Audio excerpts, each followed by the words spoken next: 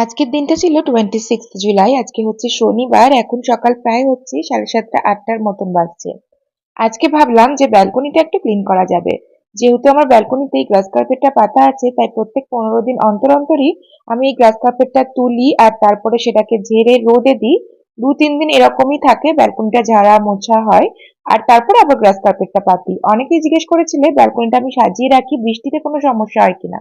ব্যাঙ্গালোরে তো প্রত্যেকদিনই প্রায় বৃষ্টি হচ্ছে, আর সেই সময় বৃষ্টির সময় এত হাওয়া দেয় যে ছাদ তো প্রচুর আসেই ব্যালকনিতে।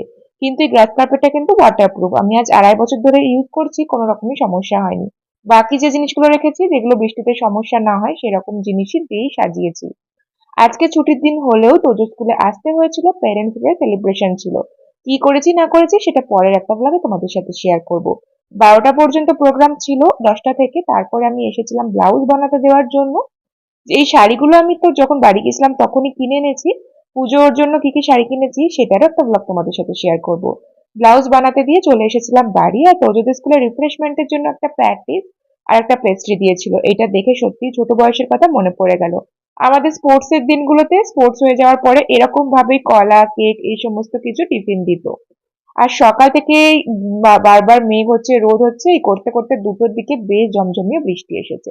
আর এই হচ্ছে আজকে আমাদের লাঞ্চের মেনু।